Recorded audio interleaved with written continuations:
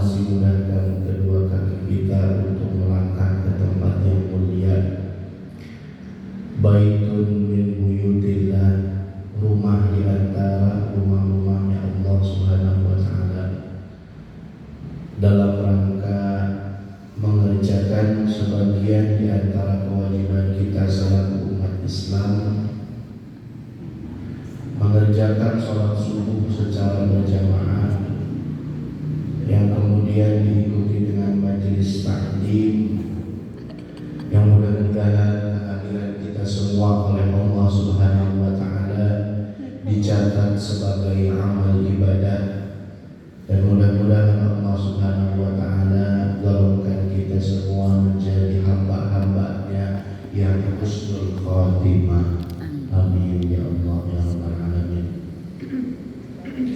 Shalawat beriringan salam semoga senantiasa tercurah limpahkan kepada Nabi junjungan alam, tauladan hingga akhir zaman, Nabi Muhammad sallallahu alaihi wasallam, kepada para keluarganya, kepada para sahabatnya, kepada para tabi'in, atba'ut tabi'in, yang mudah-mudahan Allah Subhanahu wa taala catat kita semua selaku umatnya yang kemudian mendapatkan syafaat di yaumil qiyamah.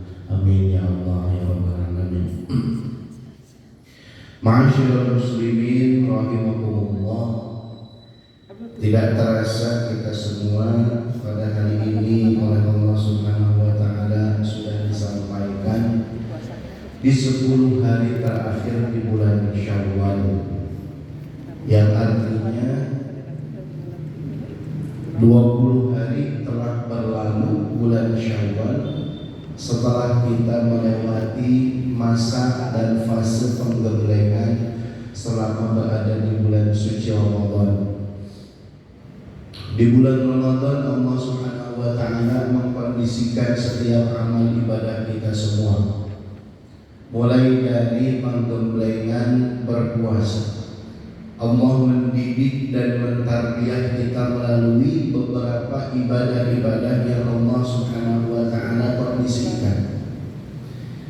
Maka melakukan puasa secara berjamaah di bulan Ramadan adalah hal yang relatif lebih mudah dibandingkan kita mengerjakan puasa di 11 bulan yang lainnya.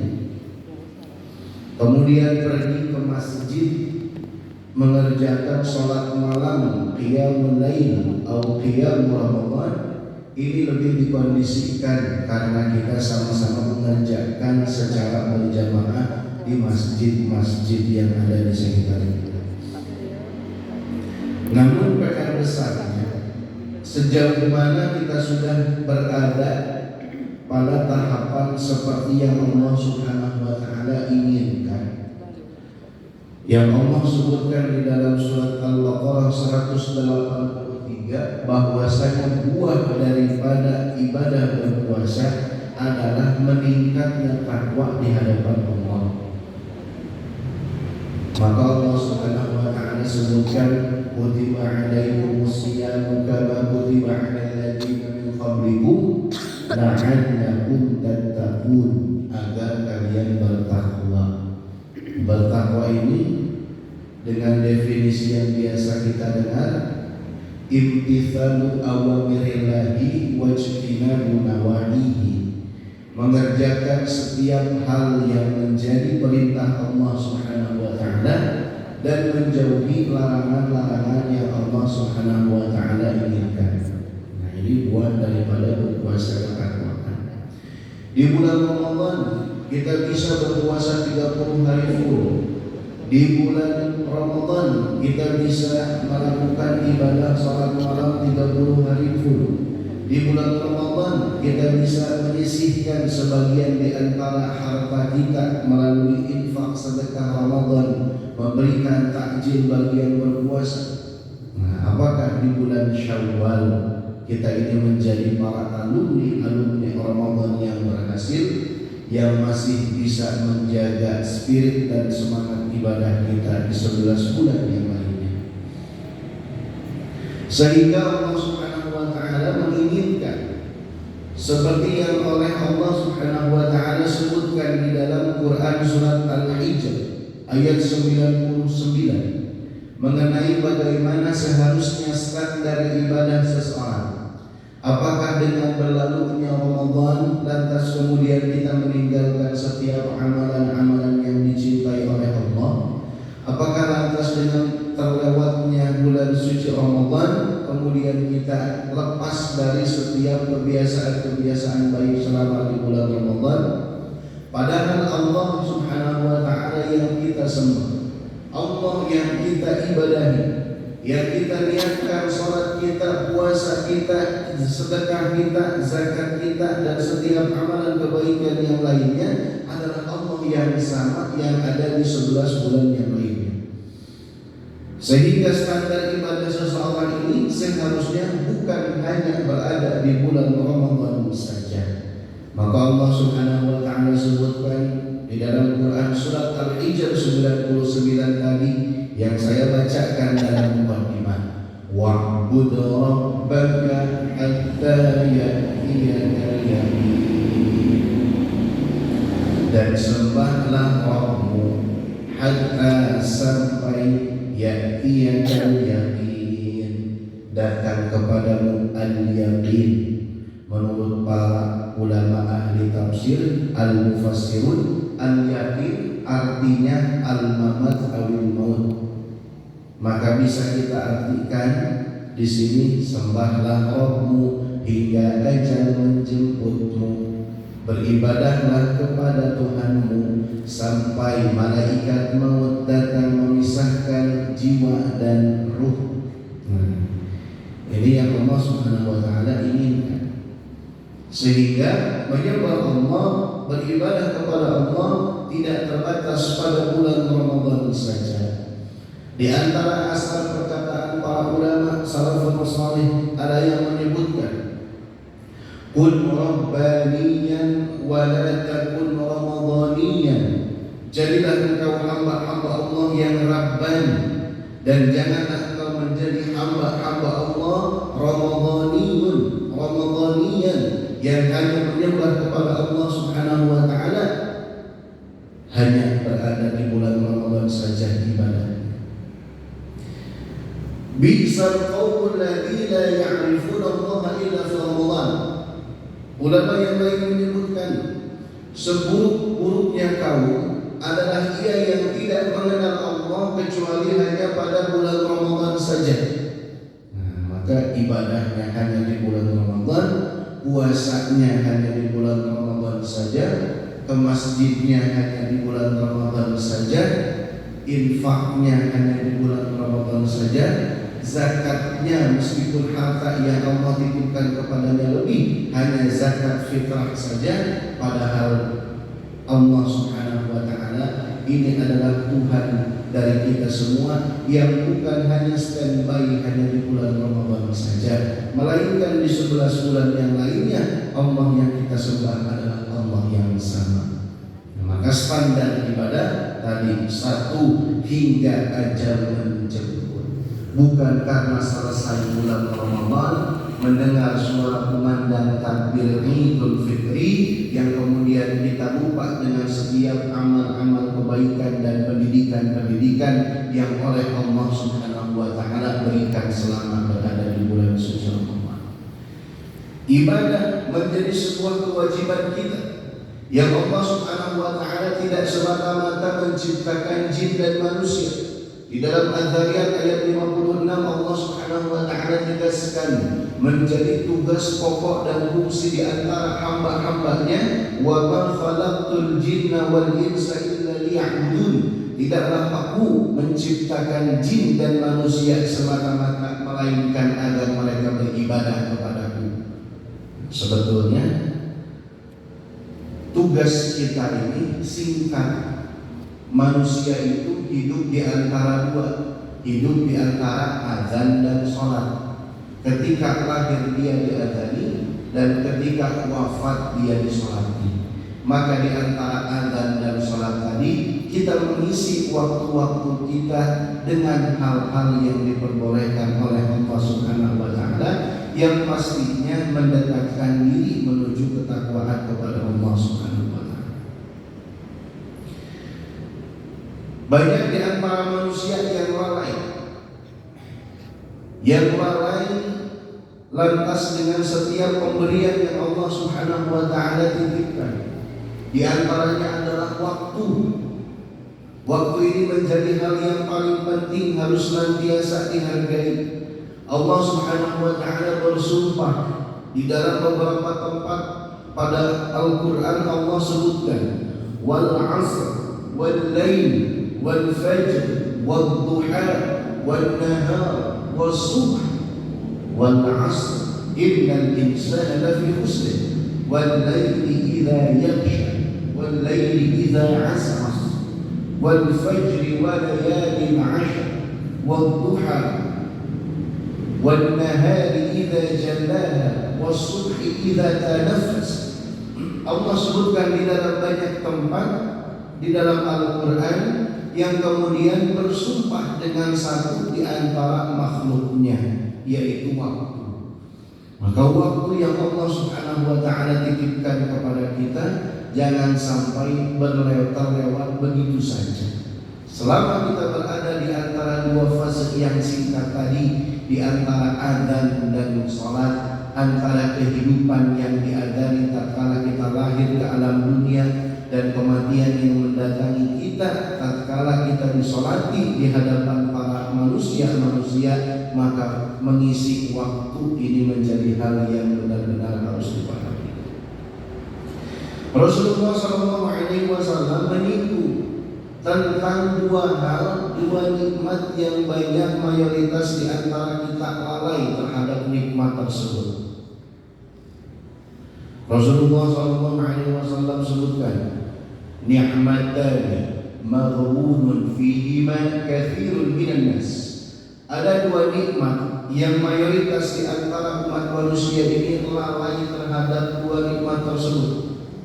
Yang pertama as-sihhatu, nikmat kesehatan, dan yang kedua al-faragh, nikmat waktu luang.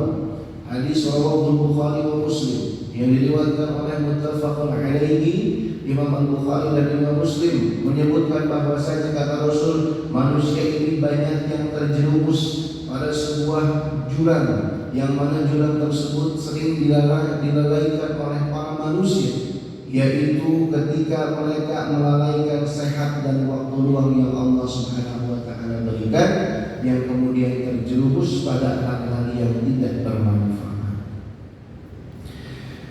Begitu pula Rasulullah SAW menekankan tentang bagaimana kita supaya bisa mengoptimalkan 5 perkara sebelum Allah Subhanahu wa taala datangkan 5 perkara yang lainnya. Dalam hadis yang lain Rasul sebutkan iqtanim khamsan qabla khamsin, pergunakanlah 5 perkara sebelum datangnya 5 perkara.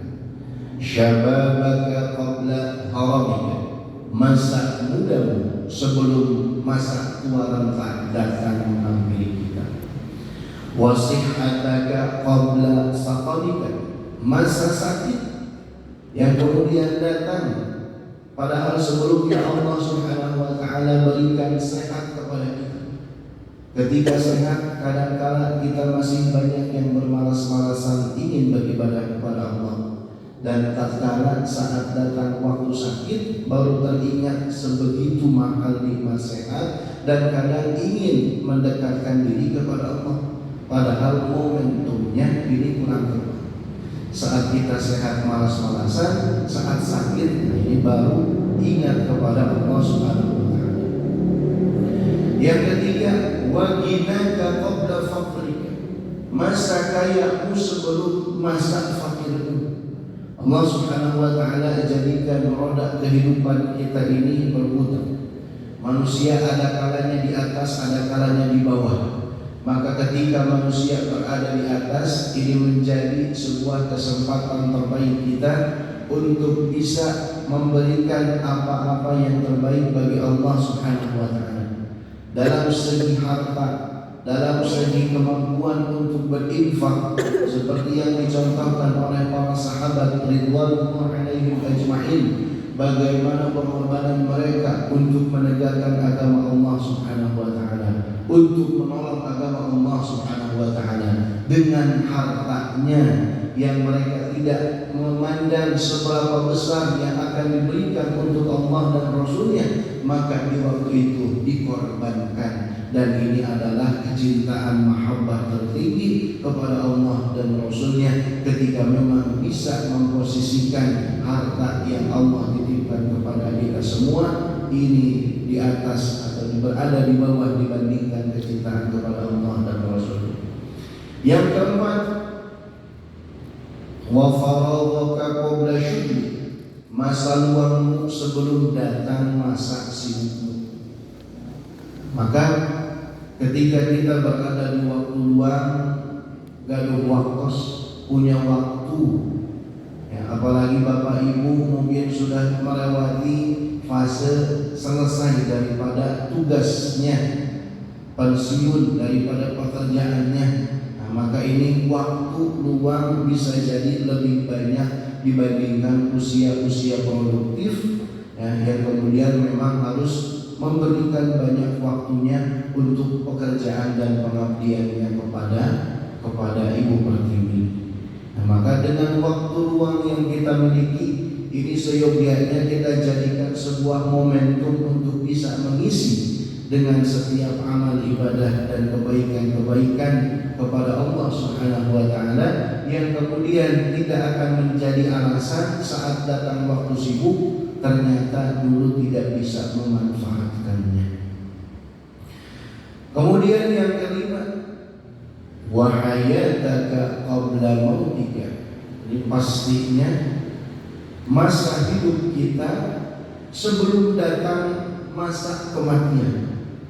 Manusia ini banyak yang menyesal sampai akhirnya ketika hatta idza adrakahul maut, sampai kematian akan datang menghampirinya beberapa saat lagi, kemudian dia baru ingin bertaubat kepada Allah Subhanahu wa taala, sebagaimana Fir'aun yang diazab oleh Allah Subhanahu wa taala yang ketika detik-detik sakaratul maut lantas kemudian ingin bertaubat kepada Allah Subhanahu wa taala, maka taubatnya tidak diterima oleh Allah Subhanahu wa taala. Nah, maka waktu hidup ini adalah waktu yang paling berarti sebelum datang masa mati yang kemudian akan memisahkan antara nikmat-nikmat duniawi dengan setiap waktu yang kita akan hadapi kelak di akhirat nanti. Tolak ukur keberhasilan ibadah setelah kita bisa memanfaatkan waktu, memahami seberapa penting esensinya ibadah kepada Allah Subhanahu wa taala yang tidak hanya memandang satu momentum waktu saja. Maka tolak ukur keberhasilan ibadah ini adalah seseorang yang bisa mengerjakan suatu amal pekerjaan yang kemudian dia bisa istiqomah melakukan amal pekerjaan tersebut. Rasulullah SAW bersabda, "Ahabbul a'mali ila Allahi adwamuha wa in qalla." Pekerjaan yang paling dicintai oleh Allah Subhanahu wa taala adalah pekerjaan yang intensitasnya ini bisa tetap berjalan secara terus-menerus. Wa in qalla, meskipun yang dikerjakan tadi adalah hal yang sedikit.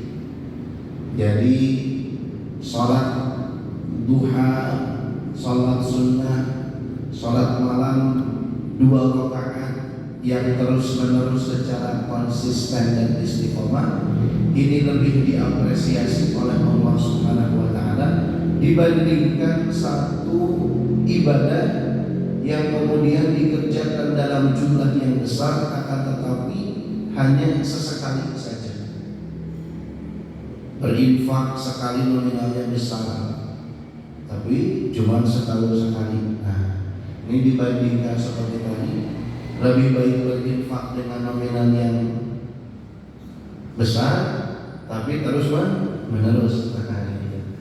Pemerintah saya sekali ngelihat ini misalnya, misalkan setiap hari rutin infak sedekah subuh 365 hari, kemudian dikalikan 2000 kurang lebih ya, ini 700.000 terkumpul selama 1 tahun. Tapi kita mengambil bagian daripada ahabbul a'mali ila Allahi adwamuha wa in qalla.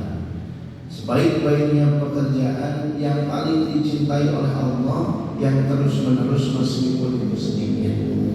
Ya, nah ini diantara tolak ukur ibadah keberhasilan seseorang adalah ketika bisa istiqomah terus-menerus mengerjakan suatu kebaikan meskipun itu hanya sedikit. Yang Allah lihat bukan besar sedikitnya, tapi konsistensinya atau istiqomahnya dalam mengerjakan ibadah tersebut. Maka di antara doa yang biasa dipanjatkan oleh Rasulullah SAW, meminta kepada Allah supaya kita istiqomah ini bukan hal yang mudah. Jadi ketika ingin bisa beristiqomah bukan hal yang mudah. Nanti akan terlihat ya di antara jamaah di sini. Ini pasti hasil penyaringan. Yang dulu mungkin banyak, kemudian disaring lagi menjadi mutiara-mutiara yang langka. Coba bisa nanti kita menjadi saksi di antara Bapak Ibu jamaah hadir yang hadir di Masjid Darul Muttaqin ini, sejauh mana bakal tetap terus ada konsisten majelis subuh akbar yang diinisiasi oleh Bayi Rasulullah. Dan sejauh mana para jamaah yang akan hadir di sini, berapa tahun, berapa belas tahun, berapa puluh tahun, apakah terputusnya oleh 1-2 hal atau memang ketika datang mati kemudian memutuskan antara pekerjaan kita dengan yang biasa kita kerjakan, kemudian terputus dengan kematian tadi. Ini standarnya dengan istiqomah. Maka Rasulullah SAW menyadari istiqomah itu bukan hal yang mudah, sehingga selalu memohon kepada Allah, berdoa agar bisa diberikan istiqomah. Doanya pasti sudah hafal Bapak Ibu semua. Allahumma ya muqallibal qulub tsabbit qulubana ala dinika wa ala ta'atika. Allahumma ya muqallibal qulub tsabbit qalbi ala dinika wa ala ta'atika. Allahumma ya musarrifal qulub sarrif qalbi ala dinika. Ya Allah, wahai Zat yang membolak-balikan hati. Nah, karena mood seseorang ini kadang naik turun. Ketika sedang semangat maka mendekat kepada taat. Ketika sedang turun semangatnya, sedang futur, maka mendekat kepada malas ataupun maksiat. Sehingga untuk meminta kepada Allah agar diberikan istiqomah, ini ada satu resep yang Rasul berikan kepada kita. Dengan doanya, Allahumma ya muqallibal qulub tsabbit qalbi ala dinika. Ditambah boleh wa ala ta'atika, wahai Zat yang membolak-balikan hati, tetapkanlah, kokohkanlah hatiku ini di atas agamamu dan ketaatan kepadamu. Ini doa yang biasa dipanjatkan oleh Rasul. Boro-boro kita Rasul saja ini masih sering memohon doa kepada Allah semacam ini agar diberikan istiqomah. Apalagi kita selaku hamba yang biasa, yang masih banyak ya melalaikan perintah-perintah Allah, belum bisa konsisten dan istiqomah, maka di antara doa yang diajarkan oleh Rasul tadi ini bisa kita kerjakan, kita baca minimal setelah melakukan sholat wajib yang 5 waktu. Berdoa kepada Allah, ya muqallibal qulub, tsabbit qalbi ala dinika. Tujuan utama daripada manusia, apa tujuan utama manusia meninggalkan dunia yang fana ini? Tujuan utamanya tak lain dan tak bukan adalah husnul khatimah. Setiap manusia pasti ingin meninggalkan dunia ini dalam keadaan husnul khatimah. Waladatka ummuka yabna Adam bagian. Dalam sebuah syair pepatah Arab disebutkan, wahai anak Adam, ketika engkau dilahirkan ke atas muka bumi ini, engkau terlahir ke atas dunia ini, engkau berada dalam keadaan tangisan yang keras, yang kemudian orang-orang di sekitar kamu, orang-orang di sekitarmu, di sekitar kita, mereka menampakkan senyuman dan kebahagiaan. Ikhlis ala amalin takunu bihi idza, maka kerjakanlah setiap amal perbuatan yang bisa menghantarkan kita yakuna haulaka dhahikan masruran, saat kita meninggalkan dunia yang fana ini, dunia yang sementara ini, yang kemudian kita bisa meninggalkan dengan penuh senyuman, dengan penuh senyuman dan kebahagiaan. Tetapi orang-orang yang ada di sekitar kita, mereka menangis karena merasa kehilangan dengan kematian dan kepergian. Nah, sehingga ketika orang sudah mendapati hal seperti tadi, ini lantas bisa disebutkan sebagai orang yang banyak menebar manfaat bagi sesamanya, orang yang mendapatkan status husnul khatimah, mendapatkan akhir yang baik daripada hidupnya, seperti yang biasa kita minta kepada Allah Subhanahu wa taala, Allahumma inna nas'aluka husnal khatimah, ya Allah berikanlah kepada kami husnul khatimah, untuk akhir yang baik saat menutup kehidupan di dunia yang fana ini. Ini bisa kita lihat ya, di sini ada cuplikan bagaimana seseorang yang oleh Allah Subhanahu wa taala diwafatkan dalam keadaan husnul khatimah. Manusia ini diwafatkan dengan kebiasaan yang sering dia lakukan. Dan seorang dai di Pakistan yang kemudian wafat ketika sedang berada di atas mimbar dan mengucapkan kalimat terakhirnya, la ilaha illallah. Kita akan lihat sedikit ya.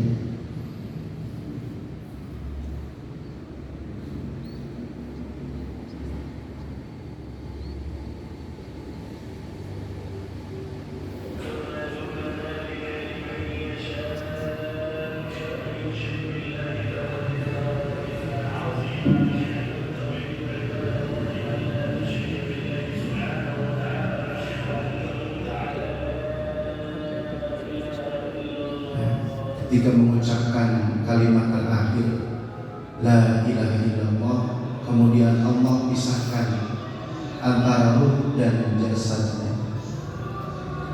Alangkah kematian yang dirindukan.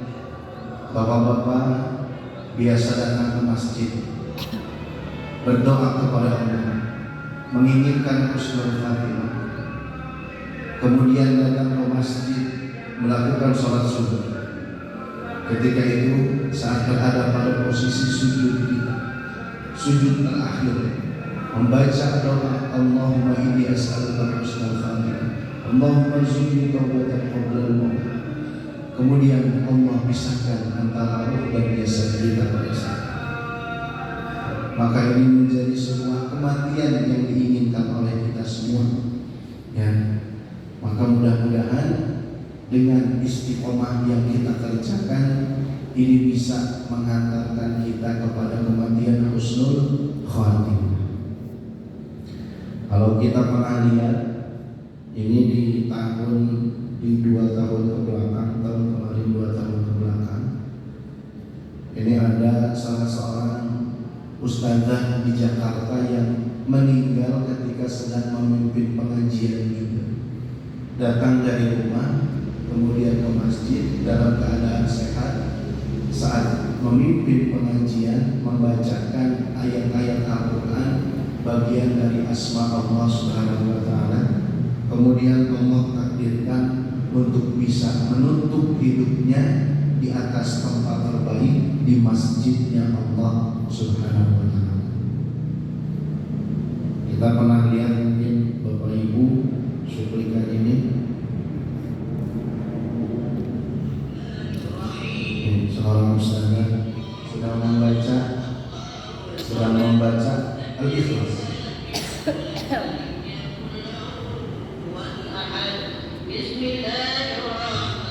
Sedang membaca Al-Quran. Kemudian di tengah-tengah saat beliau membaca Al-Quran, karena memiliki kebiasaan baik datang ke majelis taklim dengan penuh keikhlasan dan mengharap ridha Allah Subhanahu wa Ta'ala, akhirnya Allah muliakan saat dia harus meninggalkan dunia yang sementara ini dengan sebuah perpisahan terbaik yang menjadi ibrah bagi kita semua.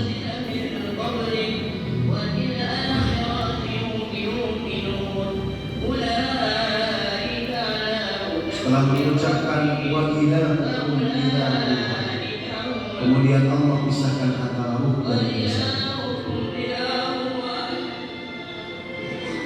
Detik-detik ini mengucapkan kalimat tauhid wa ilahukum ilahu, yang kemudian Allah Subhanahu wa Ta'ala perintahkan malaikat maut untuk mencabut nyawa.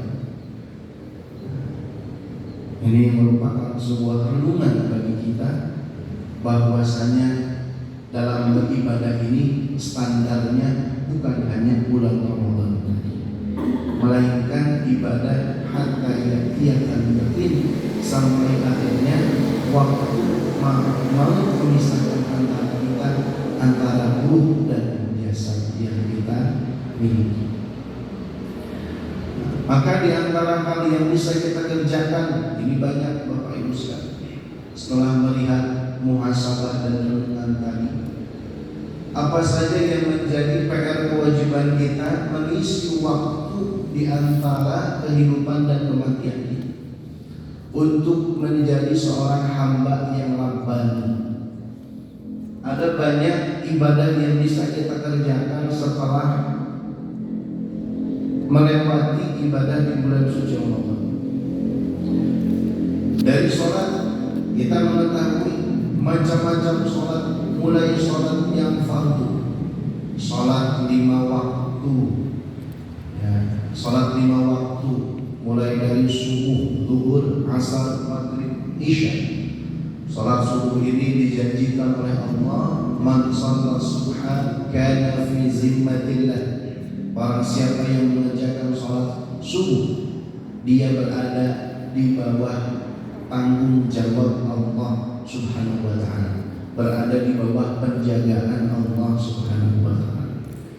Kemudian sholat zuhur, asar, maghrib, isya, 17 waktu yang menjadi sholat dan kemudian akan dihisab pertama kali di hadapan Allah. Awwalu ma yuhasabu bihi al-'abdu yawmal qiyamati as-shalah. Maka dengan sholat fardu yang kita kerjakan, dengan modal yang kita kerjakan tadi, insya Allah akan menjadi sebuah fasilitas atau wasilah untuk bisa mendekatkan diri kepada Allah, meraih husnul khatimah. Bukan hanya sholat fardu 5 waktu, masih ada sholat sunnah rawatib yang lainnya. 2 rakaat sebelum subuh, 4 rakaat sebelum zuhur, 2 rakaat setelah zuhur, 2 rakaat setelah maghrib, 2 rakaat setelah isya. Ini 12 rakaat menjadi sholat sunnah rawatib yang dianjurkan muakkad. Subuh 2 rakaat, sebelum zuhur 4, 1, 2, 3, 4, setelah zuhur 2, setelah maghrib 2, setelah isya 2, jadi 12 rakaat. Nah, ini minimal sholat rawatib yang bisa kita dawamkan, yang benar-benar muakkad ya. Nah, ini sholat sunnah rawatib ya. Kemudian sholat sunnah yang lainnya, ada sholat sunnah isyraq yang biasa kita kerjakan ketika berdiam diri di masjid sampai datangnya waktu syuruk. Man shalla subha fi jama'atin, barang siapa yang sholat subuh berjamaah, kemudian thumma qa'ada yadhkurullah, setelah itu dia duduk berzikir mengingat Allah dengan setiap amalannya, majlis taklim, zikir, tilawatul Quran, aurat dan yang lain sebagainya, hatta tatlu asyamsa, sampai waktu matahari terbit, fa yusalli fihi rak'atain, kemudian salat di masjid 2 rakaat, maka dapat pahala seperti haji dan umrah, ka ajri hajjatin wa umratin tamatan, seperti mengerjakan pahala haji dan umrah sempurna kata Rasulullah SAW. Ada sholat sunnah fajar 2 rakaat sebelum subuh. Ada sholat sunnah tahajud di sepertiga malam. Ini menjadi amalan yang paling disukai Allah setelah sholat fardu. Seperti puasa yang paling dicintai Allah setelah puasa Ramadan, itu adalah puasanya Nabi Daud. Jadi ini merupakan kebiasaan Nabi Daud melakukan satu konsep puasa dan satu konsep sholat. Puasa dengan puasa Daudnya, sehari berbuka sehari berpuasa, dan sholat dengan sholat malamnya atau sholat tahajud. Ini pekerjaan yang paling disukai oleh Allah Subhanahu wa Ta'ala. Ada sholat sunnah duha, kemudian sholat sunnah tahiyatul masjid, ada sholat sunnah istikharah, ada sholat sunnah hajat, ada sholat sunnah mutlak. Nah, ini banyak di antara sholat-sholat sunnah yang diajarkan oleh Rasulullah SAW, bisa kita kerjakan di luar daripada bulan Ramadan. Nah, jadi jangan mengira bahwasanya selesai Ramadan berarti sudah tidak ada sholat tarawih, tidak ada sholat malam, tidak ada rawatib dan yang lain sebagainya. Padahal sholat ini masih banyak. Ya, di antara sholat-sholat yang fardu dan sholat-sholat yang sunnah. Puasa, setelah kita melewati puasa di bulan suci Ramadan, ini masih ada puasa yang lainnya. Ada puasa Senin Kamis. Turfa'ul a'mali yaumal itsnaini wa yaumal khamis. Kata Rasul, diangkatnya amal perbuatan setiap hari Senin dan hari Kamis. Wa uhibbu an tu'rada a'mali wa ana sha'imun.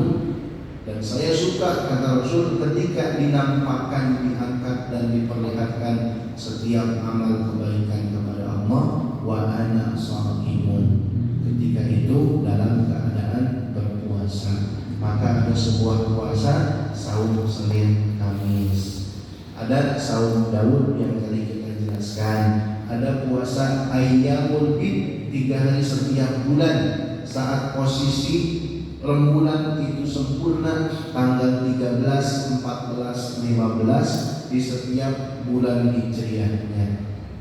Kemudian ada puasa Arafah di tanggal 9 Dzulhijjah. Ada juga puasa Asyura di tanggal 10 Muharram.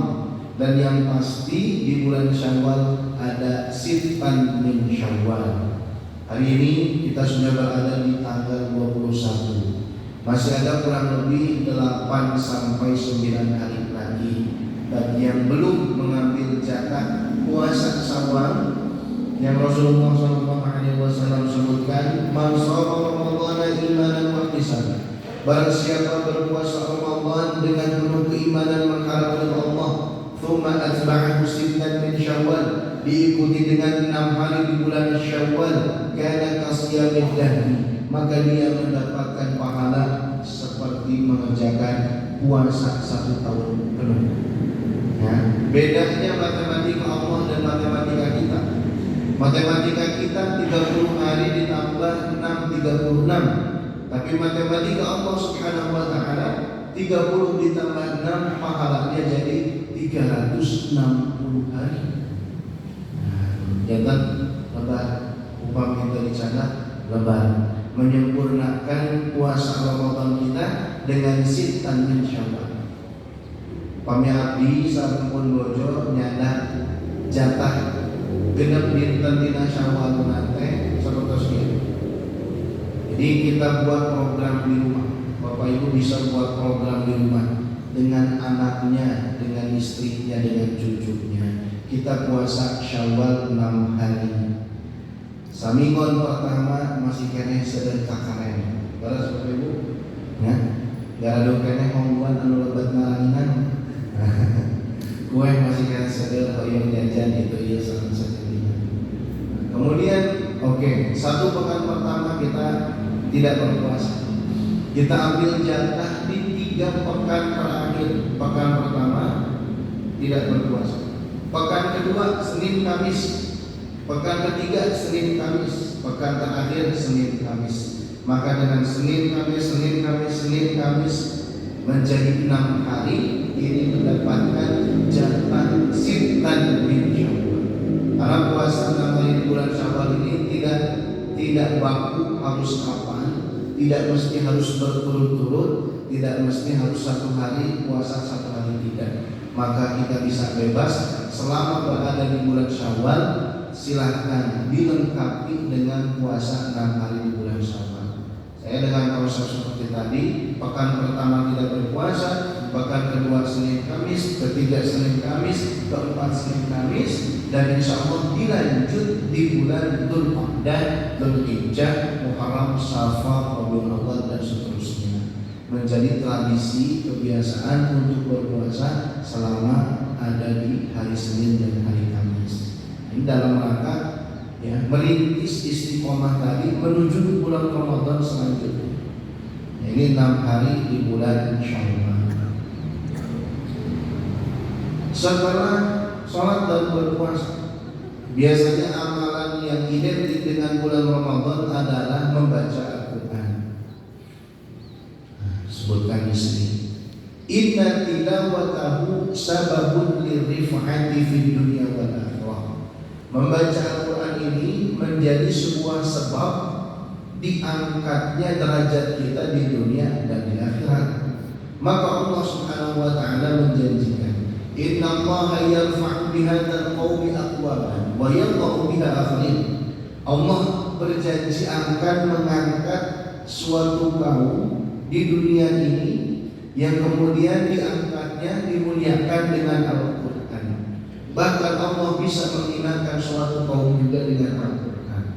Nah, maka Al-Quran ini menjadi sebuah kitabul hidayah, kitab yang menjadi hidayah bagi umat Islam. Dibacanya bukan hanya di bulan Ramadan saja, akan tetapi di 11 bulan yang lainnya kita bisa pasang target minimal 1 hari 1 juz melanjutkan tradisi kebaikan selama berada di bulan Ramadan. Maka insya Allah dengan demikian mendapatkan istiqamah di hadapan Allah Subhanahu wa ta'ala. Dengan Al-Quran kita dijanjikan menjadi manusia terbaik yang disebutkan oleh Rasulullah SAW. Khairukum man ta'allama al-Qur'ana wa 'allamahu. Sebaik-baiknya kalian adalah yang mempelajari Al-Quran dan mengamal dan mengajarkannya. Maka dengan Al-Quran tadi masih bisa kita belajar di 11 bulan yang lainnya, kemudian dimantapkan di bulan suci Ramadan. Syukur-syukur Ramadan tahun depan bertambah kapasitas tahsinnya, bertambah kapasitas ataupun jumlah hafalannya. Kita kan biasa ikut mabil di masjid 10 hari, minimal 10 malam ini menjadi imam atau makmum di masjid.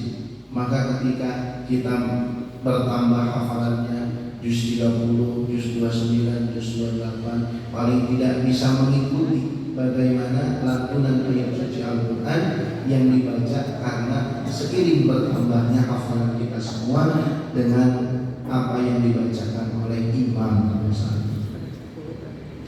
Orang yang membaca Al-Quran dijanjikan oleh Allah Subhanahu wa Ta'ala, ketika orang yang baca Al-Quran itu pintar dan cerdas, maka ia akan dibangkitkan bersama para malaikat yang mulia. Al-Mahir bil Qur'ani ma'as-safaratil kiramil bararah. Orang yang pandai membaca Al-Quran kelak akan dibangkitkan beserta para malaikat-malaikat yang mulia. Walladzi yaqra'ul Qur'an, orang yang membaca Al-Quran kemudian dia kesulitan, terbata-bata, wa yatata'u fihi falahu ajran, maka dia mendapatkan 2 pahala. Tidak akan merugi orang yang membaca Al-Quran. Pandai membaca Al-Quran dibangkitkan dengan para malaikat yang mulia. Masih dalam tahap belajar saat membaca Al-Quran, bahkan ia kesulitan dan terbata-bata, maka 2 pahala yang akan ia dapatkan: pahala keinginan membaca Al-Qurannya dan pahala kesulitan saat ia membaca Al-Quran. Al-Quran tadi akan menjadi syafaat bagi kita. Iqra'ul Qur'ana fa innahu ya'ti yawmal qiyamati syafi'an li ashabihi. Kata Rasul, bacalah Al-Quran, sesungguhnya Al-Quran tadi akan datang menjadi penolong syafaat di hari kiamat bagi para ashabul Quran. Nah, maka dari itu tidak terbatas di bulan Ramadan saja, tapi 11 bulan yang lainnya. Ini besar harapan kita bisa banyak berinteraksi dengan Al-Quran. Bahkan orang yang biasa berinteraksi dengan Al-Quran ini diaku menjadi satu di antara keluarga Allah dari kalangan manusia yang ada di atas muka bumi. Inna lillahi azza wa jalla ahdina minan nas. Kata Rasul, Allah ini punya keluarga ya, di antara manusia yang ada di atas muka bumi ini. Qala qila man hum ya Rasulullah. Kemudian para sahabat bertanya, siapa mereka wahai Rasulullah? Dalam hadis riwayat Ahmad dan Ibnu Majah disebutkan, Ahlul Quran hum ahlullahi wa khasatuh. Ahlul Quran, mereka adalah keluarga Allah dan mereka orang-orang yang Allah khususkan dan Allah utamakan di dunia ini. Ini daripada keutamaan Al-Quran, dengan setiap fadilah dan keutamaan daripada yang kita baca ya, kemudian Al-Quran pastinya juga menjadi penawar dan syifa. Wa nunazzilu minal Qur'ani ma huwa shifaa wa rahmatun lil mu'minin wa la yazidu zalimina illa khasara. Al-Quran menjadi penawar bagi setiap penyakit lahiriah dan batiniah yang ada di dalam tubuh kita. Ya. Kemudian setelah Al-Quran di bulan Ramadan identik dengan sedekah.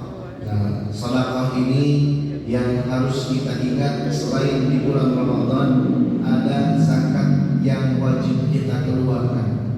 2,5% daripada harta yang Allah titipkan, baik zakat harta, zakat mal, zakat pertanian, zakat peternakan dan yang lain sebagainya. Ini menjadi sebuah kewajiban yang harus kita kerjakan, keluarkan meskipun tidak berada di bulan Ramadan.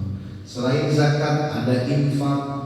Bagaimana kita berinfak kepada orang-orang fakir, orang-orang miskin, untuk fisabilillah, untuk anak-anak yatim, yang kemudian anak-anak yatim ini mendapatkan keutamaan bagi orang yang mengurus anak yatim, orang-orang yang mengurus anak yatim, menyantuni anak yatim, membina anak yatim. Kata Rasul, ana wa kafirul yatim fil jannati kahatain. Aku dan orang yang mengurus dan menyantuni anak yatim, memuliakan anak yatim di surga seperti ini.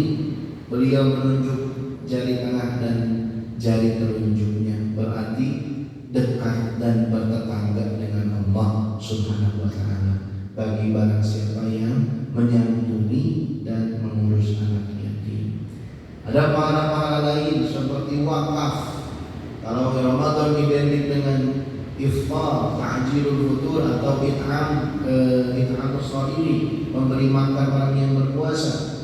Maka di luar bulan Ramadan ada pahala wakaf dengan pembebasan lahan untuk menegakkan agama Allah, masjid, kemudian Al-Quran dan yang lain sebagainya. Ini bisa kita kerjakan selama kita berada di bulan selain Ramadan.